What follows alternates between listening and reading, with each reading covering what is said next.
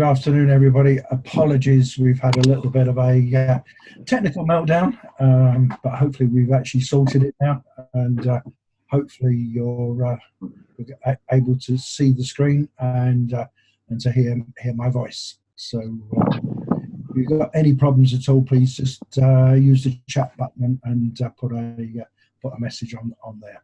So okay, right, welcome to a slightly delayed webinar. This is our webinar to launch the Fraud Prevention Network. My name is Laurie Beagle, I'm Managing Director at Forums International, and my cohort today is Alan Norton, Head of Intelligence and Specialist Products at Graydon, who are one of our partners for the FPN. We held our inaugural meeting back on the 16th of May, so you may have thought things have gone a little bit quiet.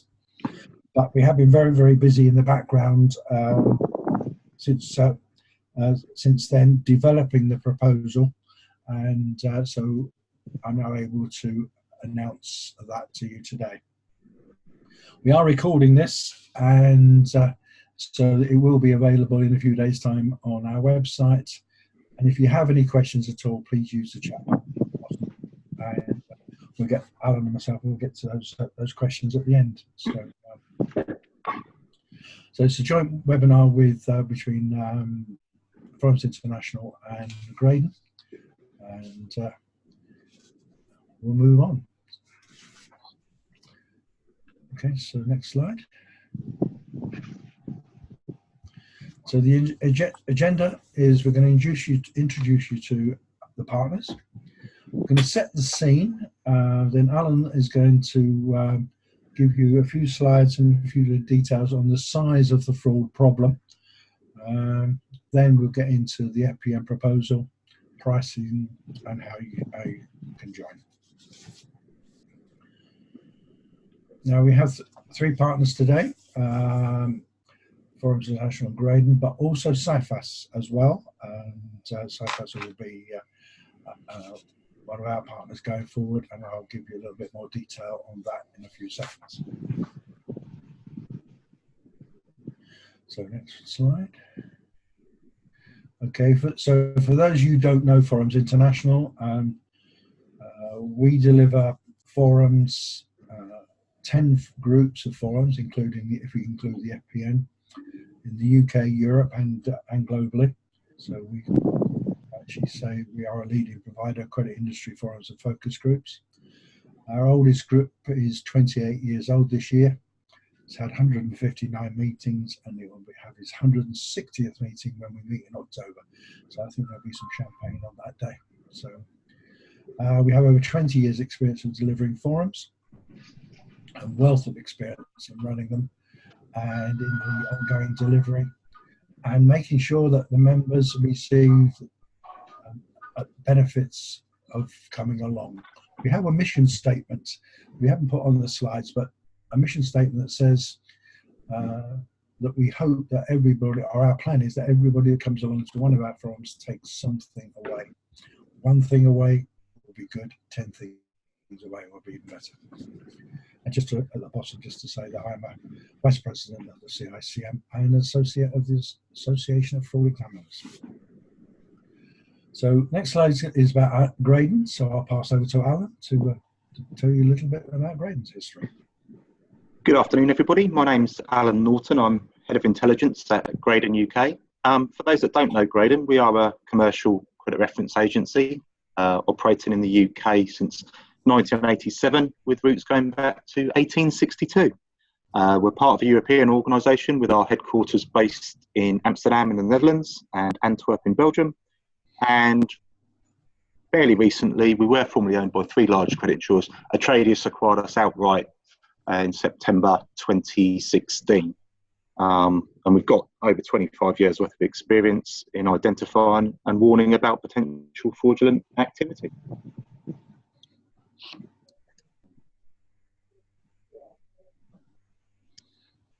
We help our customers reduce the risk of fraud. We have a UK-based intelligence team, and what we've done over the years, we've developed proprietary algorithms that sit over the whole UK database, the whole UK population of companies that looks to identify suspicious corporate behaviour. We have a history of facilitating information sharing to allow closed communities, forums, to protect themselves, leveraging against one another's experiences. And very much will be a theme of today. It's about collaboration and information sharing. And we will work with CIFAS to create the corporate fraud taxonomy and distribute fraud data. Now, just to introduce CIFAS, some of you may know CIFAS already, and they've had been around for a long time. Non-for-profit fraud prevention membership organisation. They call themselves the UK's leading fraud prevention service, managing the largest database of instances of fraudulent contact in the country. Probably you would say, oh, aren't they better known for business to consumer?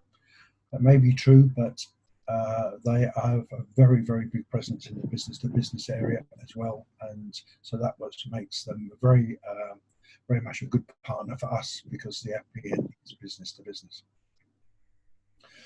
Since 1988, CIFAS has helped its members and customers protect themselves from billions of pounds worth of fraud losses. So we'll hope that will be a trend that they will continue.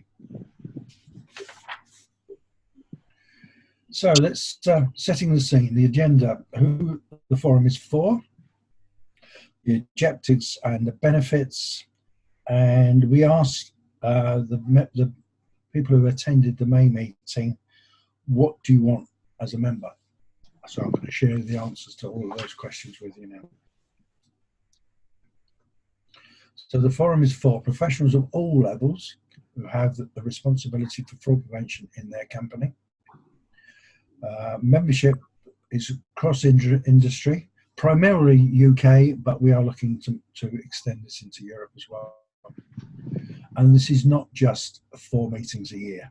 This is the start of a real community where we actually will be providing that support to you, the members.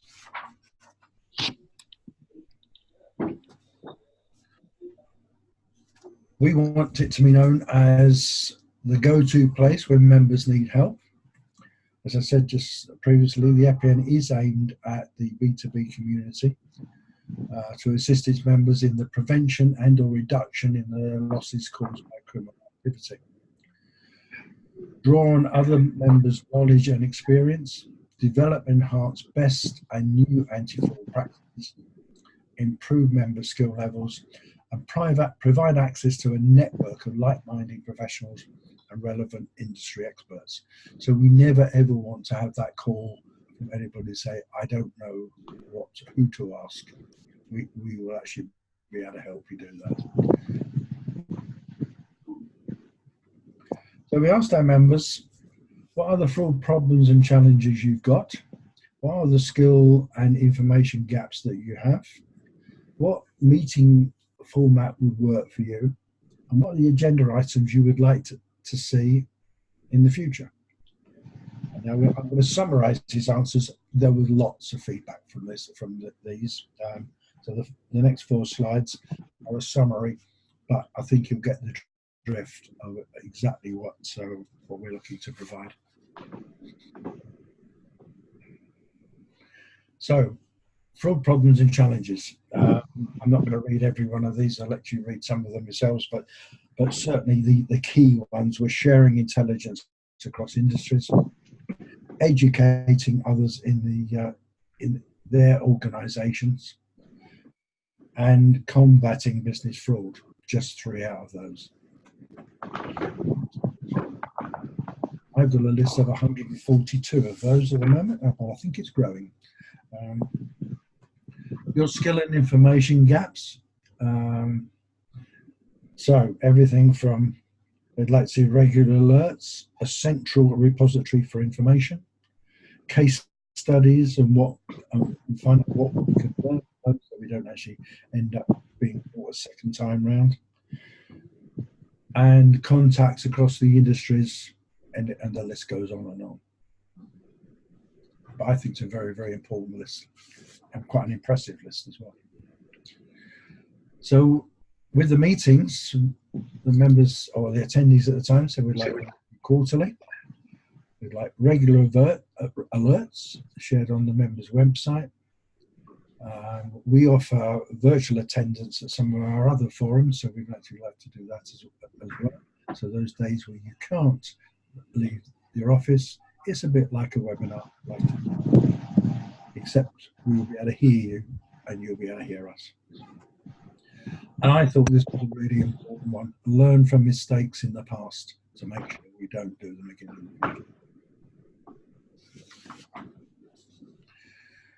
Now, this is a very, very cut down list from the items and topics, but some of the key ones on there. There is a theme here, I'm sure you can see. Case studies, preventative solutions, spotting fraud, examples of fraud and the lessons learnt, intelligence and information sharing, best practices. It goes on and on. And we know we will add to this list as we go, as the forum. And we'll make sure that every agenda is relevant and topical and covers what the members have asked for. So now let's hand over back to Alan, and he will cover the size of the problem. So over to you, Alan. Okay, thank you, Laurie. Just going to give a brief overview of the scale of the problem. Looking at the cost of fraud, how it's defined, what are the challenges, how we can help tackle that, and wrap up with a brief summary.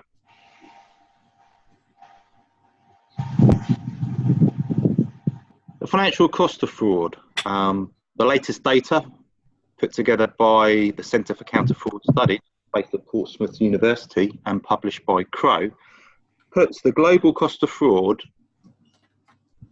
at a figure of £3.24 trillion. That's more than 3/4 greater than the entire UK's current GDP.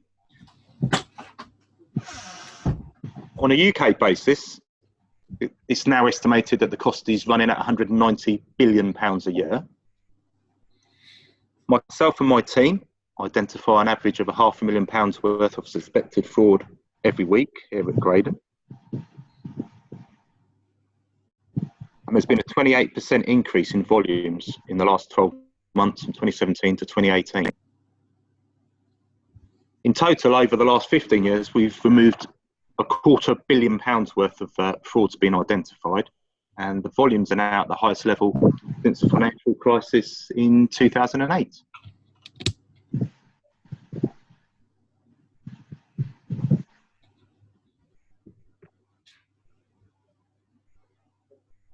The average fraud loss has now reached an all-time high, and from our data analysis, it is now every fraud, the average is £56,485 in B2B space.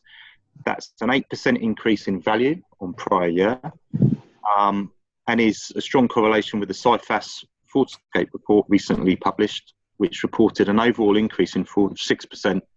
We're saying the value has also increased by 8%.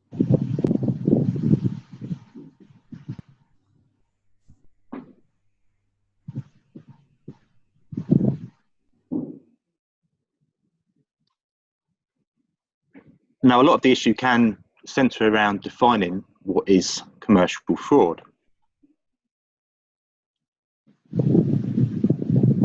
There's actually no legal definition of fraud. These are the best dictionary definitions I could find. The one I like the best is a deception deliberately practiced in order to secure unlawful gain. As you'll see from the next slide, the Action Fraud website lists numerous amounts of fraud. Some of the most common ones there are account takeover, application fraud, fake invoicing scams, and payment frauds. But together, working with the organisations like CIFAS, we're looking at the 4 biggest areas of fraud, and these cover application fraud, facility takeover fraud, identity fraud, which most people are probably aware of in the consumer space, but it's a big problem in the commercial world, and also the misuse of facility fraud. Those are the 4 largest areas that we'll be looking to combat.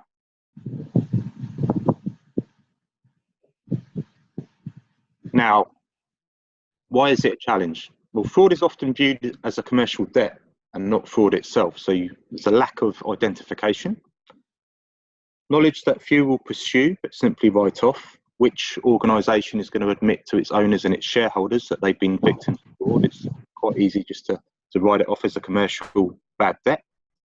The deterrents aren't particularly strong enough. And also another point there, that the lack of interest in direct police action.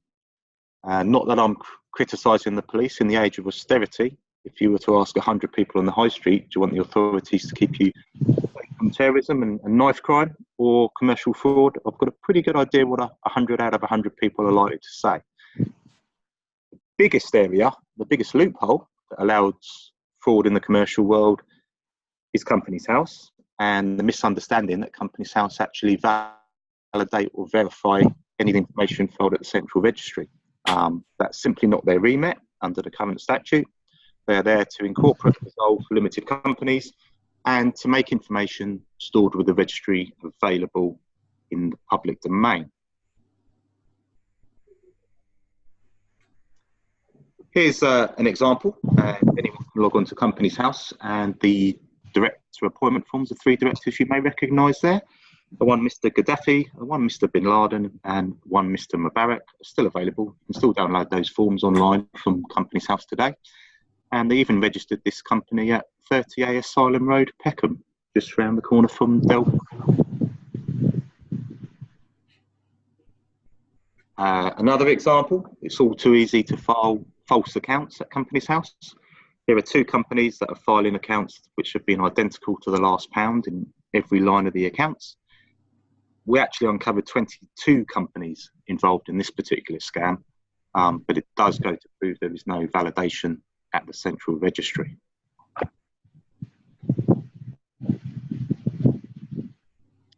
We are pleased to see the government has recognised the issue and has just released a consultancy paper on corporate transparency, which will hopefully address the issue, but we're a number of years away from having this implemented.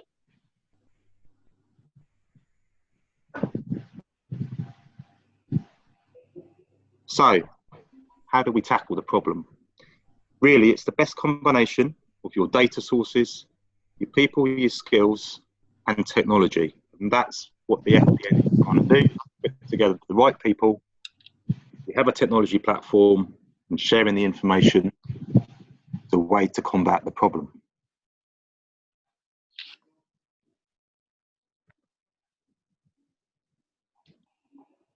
Some of the things to look out for will include location, the subjects involved. Does it actually exist? Is it a residential premises, or is it actually a virtual office? Which virtual offices, PO box or suite address or a business address aren't valid for VAT verification on a European scale themselves, because they have to be a permanency. They can be easily changed without any need for public record keeping. The whole building may have a postcode, but the individual addresses within the building do not. Company websites, always worth a look at running a domain name search to find out when the website was registered. Does it relate to the age of the business? And what's the quality of the website? What's the imagery like? Or is there any ability to transact through the website itself? You can look at application forms and have a thorough check through those, but also look at the information filed at Companies House. Is it relevant to the size of the business with the amount of documents being filed? Do the accounts look too good to be true? Or do you recognise the director's name from previous suspect activity? These are all things we can help members of the FPN with.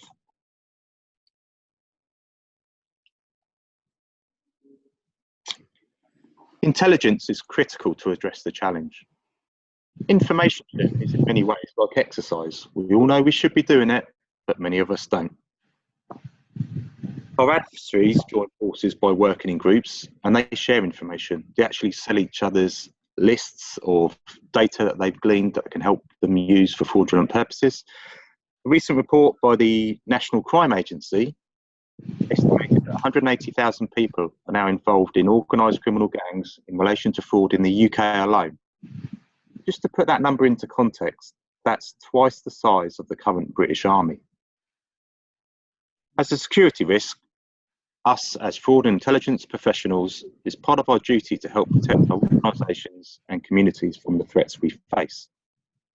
Now, there may well be legitimate concerns over trust and privacy, yet these concerns are not insurmountable. Establishing effective defences requires us to increase the amount of intelligence we gather, and a more community-based approach is required to tackle the problem.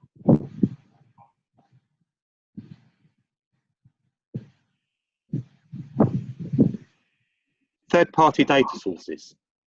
You've got sources from PEPs and sanctions, that's politically exposed persons listings, CIFAS, who manage the National Fraud Database, government departments, our central registry at Companies House, the Financial Conduct Authority, economic crime teams, identity verification, and document verification. These are all key third-party data sources which we pull them together using new technologies can help in our fight against commercial fraud. Here's an example of an organised criminal gang we identified at Graydon. You can see the links between these different entities. Some were using the same VAT numbers. They were using each other as trade references on credit application forms. The same directors were often used, as were the same named accountants. And in many cases, the same stolen checkbook was used. In a 12-month period, this particular group grew in size.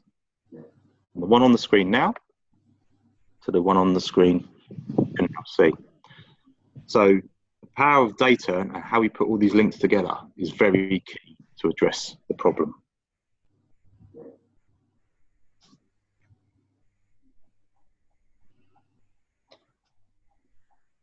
I've mentioned technology so far, and the best use of technology can only enable us in our fight against fraud. What is AI, ML, CI? I often get asked. Artificial intelligence is one area that can help us combat the fraudulent problem. Machine learning, again, it's a useful tool, but the most important part there is collective intelligence. And again, it's this concept of having this more community-based approach. The more people that are sharing more information, utilising the right technologies, can help us combat the fraudsters.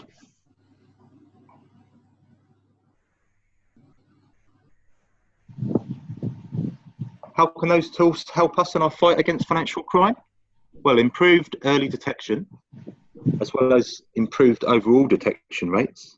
The technology can help reduce false positives and also reduce the investigation times for those records that may sit in that grey area you're not sure.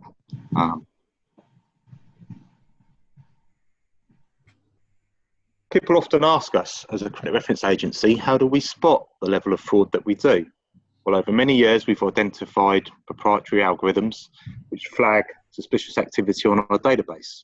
It involves up to 2.5 billion data elements, 20 million sets of financial accounts have been analysed, and there's been over 10 years learning that's gone into our headline product called Exception, and these algorithms that underlie behind the scenes and highlight these unusual areas of activity.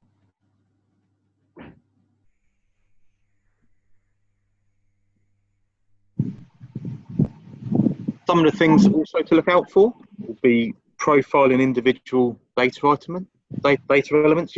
Some of these things you can easily do for yourself. Investment versus profit. If a new business has a nominal £2 share capital invested in, but claim to have made £1 million profit in the first year trading, if it's that easy, why aren't we all doing it?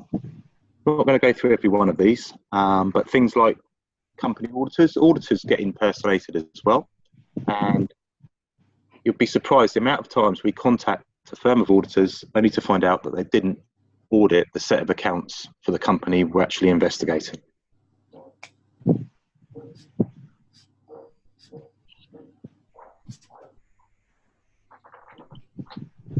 So I'm just going to summarise very briefly. Financial crime continues to increase. Fraud is actually now the most reported crime in the UK and accounts for 31% of all recorded crime. But it's the lax corporate rules that make the UK an attractive destination for global organised crime. With no checks at our central registry, you no longer need to have an offshore company to hide behind. You can actually use the UK. Companies House is starting to engage, but the authorities aren't there to protect your business. The way to combat commercial fraud and financial crime is the best use of data, sharing intelligence, effective access to third-party data sources, the technology itself, and utilising people's expertise and experience. The Fraud Prevention Network can form part of your financial crime strategy to help protect your organisation.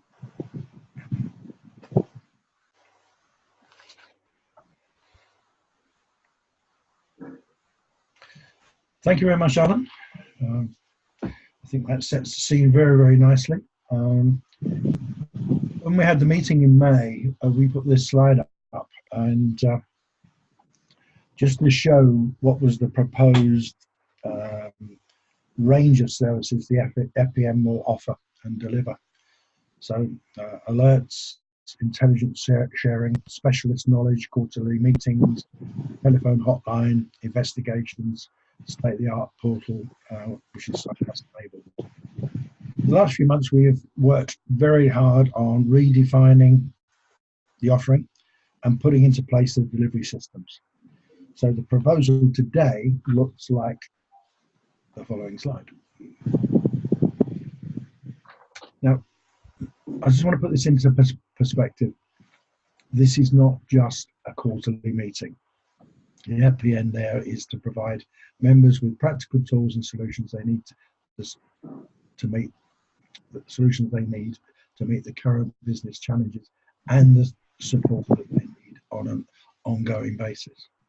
Yes, we were doing quarterly meetings, workshops, discussions and presentations where you meet your counterparts, other industry specialists, experts, and all of those agendas, like we do with our other forums, are all going to be driven by the members. There will be a working hour support line, helpline. So there'll always be somebody there when you've got a problem or you don't know the answer. Our website will have the latest news and advice. We'll have a secure members area for the FPN, where we'll host presentations from the meetings, workshop results, useful information, and we'll actually like that and let you know when, as we add things to the website. Also, access to a secure communication channel. These were probably the top two things that that the attendees were asking for when we met in May: intelligence sharing and fraud alerts. Also, fraud investigations, which will be supplied by Graydon. A global network of fraud prevention specialists and investigators. And for those of you who are CICM members, which I hope there will be many, you'll be able to log CPD points or hours, those at each of the FPN meetings and associated meetings. And as usual, our promise to you is we will only have pre-approved corporate partners, so we will never be intentionally sold to. Now, the entry-level subscription is £1,250. Now, what's that include? That's membership for one delegate at the quarterly meetings. That delegate may vary. If like a second delegate to join, then that will be an additional £250 per year. There will be discount available for existing forum members, forum discount.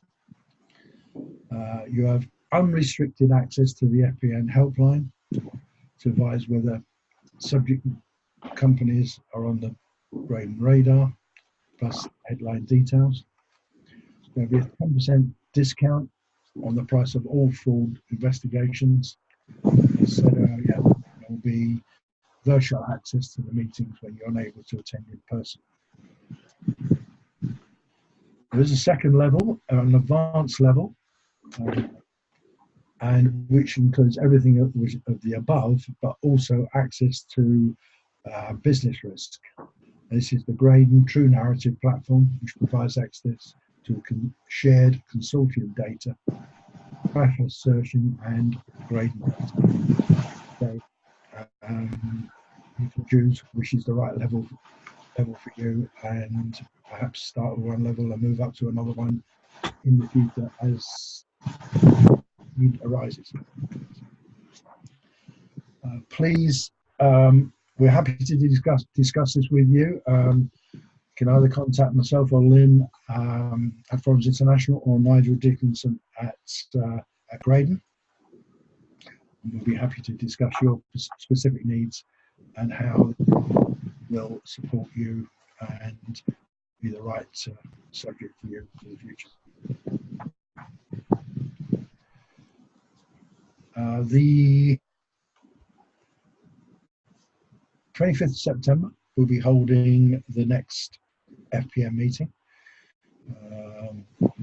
Holiday period, so we'll be keeping away from that, and we will be advising you on the agenda and the venue in the very near future. So, questions. Got one here, Alan, for you, I think.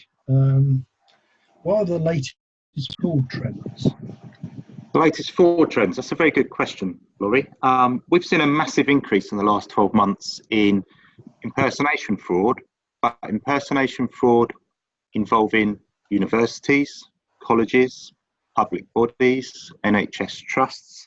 So my advice to the audience would be, if you receive an order for the first time and haven't traded with one of these applications before, please look at the order very carefully and check all the details on the application form, because whilst it may seem legitimate, there may be one small detail in there that could lead to a fraud loss. And we've seen an almost trebling in that area of identification fraud, of people trying to impersonate those institutions.